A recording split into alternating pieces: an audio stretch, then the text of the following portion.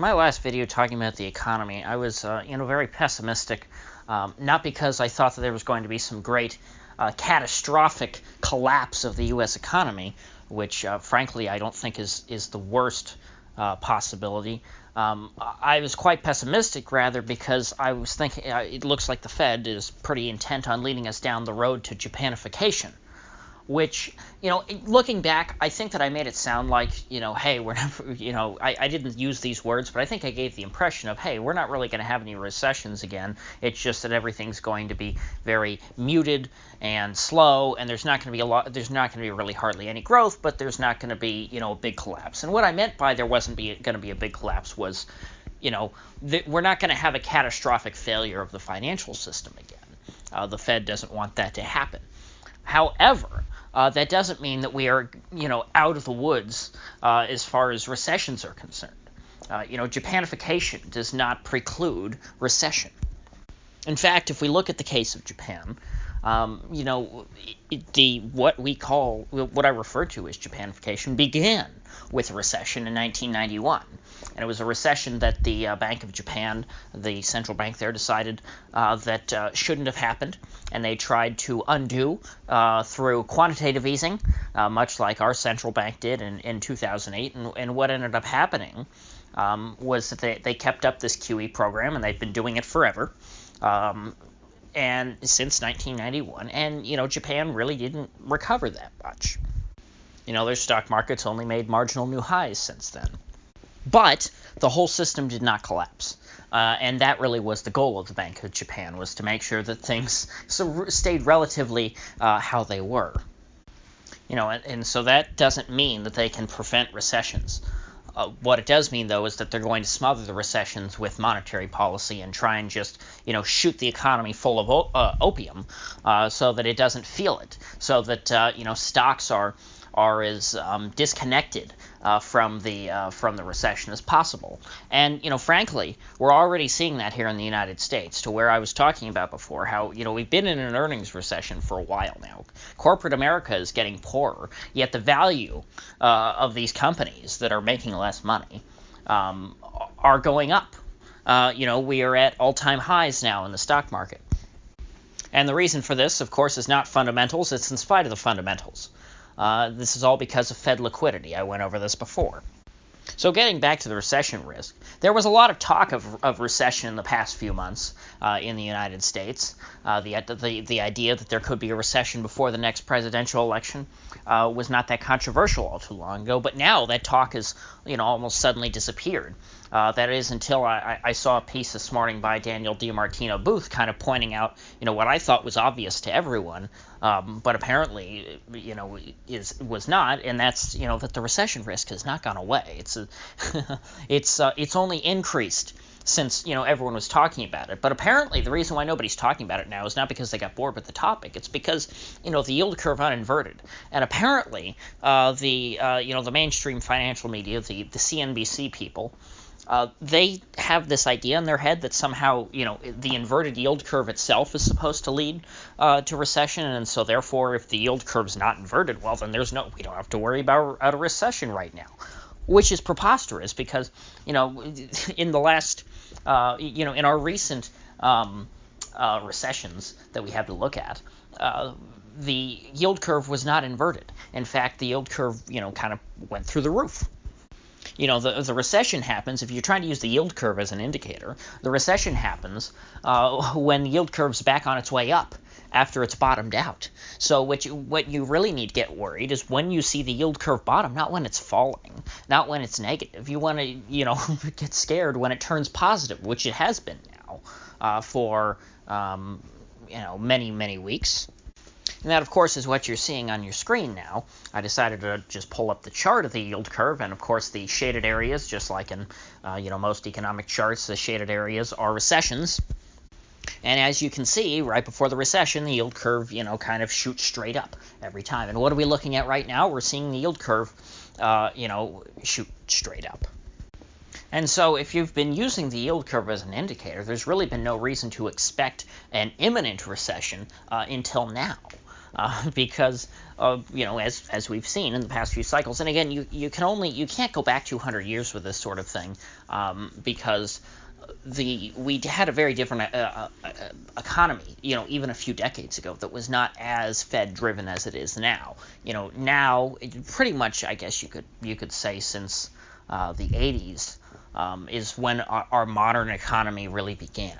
And so that's kind of as far back as you can go, I think, at looking at these data points. And I think if you look back to the recession, to a recession that you might be on this chart, I'm not looking at it, but like back in the 70s, the yield curve didn't even invert. And we were in different times, and it was a different economy. So all these modern indicators, which are of course not, they're not exactly scientific. These are all psychological, because it has to do with the way people are trading these things. It has to do with sentiment and things like that. It's that kind of indicator.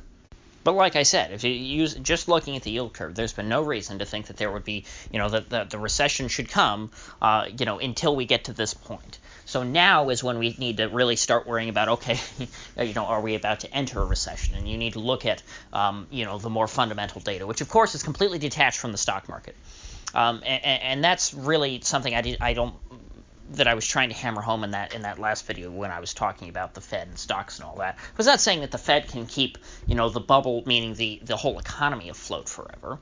I was saying that they've doing like what the Bank of Japan did. They've made stocks numb to the underlying economy. That's why you've seen, the indexes get so detached from earnings.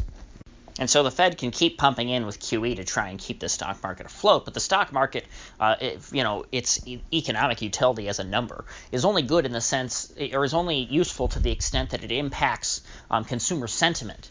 That's really the purpose of keeping the stock market, so highly inflated, is that the Fed wants consumers to be confident in the economy, because most ordinary people use the stock market as a barometer of economic health, even though it's not.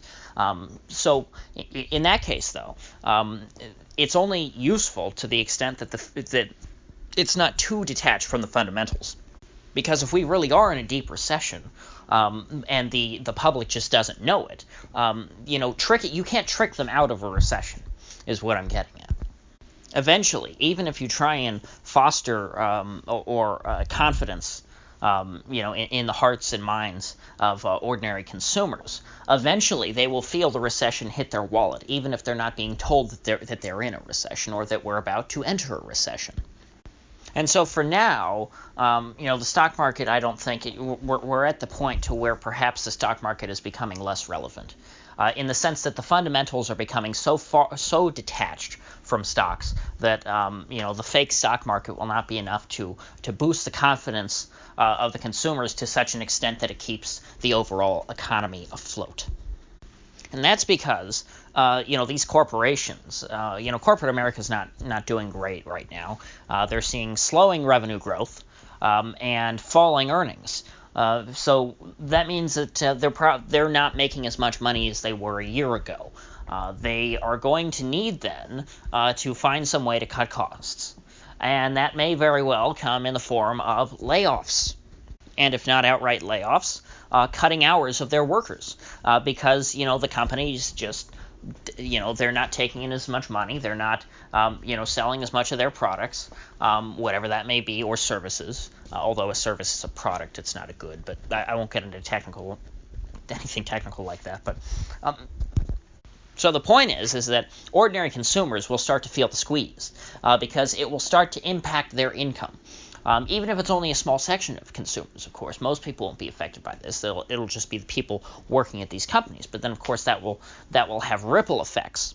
If these people have to tighten their belt because they're not getting paid as much, or they've been laid off, well, then that'll lead to other companies, of course, not taking in as much revenue, because these people won't have as much money to blow on useless crap from Walmart or Sam's or Home Depot. And that's really the last shoe to drop, because as a lot of people have been saying over the last couple of years or so, the consumer is who's holding up the economy. What does that mean? It means that really the economy's not doing that well, but consumers are so dumb not to realize that, or rather they've been tricked by the Fed, by the overvalued stock market, that they are spending more of their income than they otherwise would if they were better informed. In the sense that, people are blowing their paychecks, on short-term consumption. And so in the short term, that is boosting the GDP higher than it otherwise would be.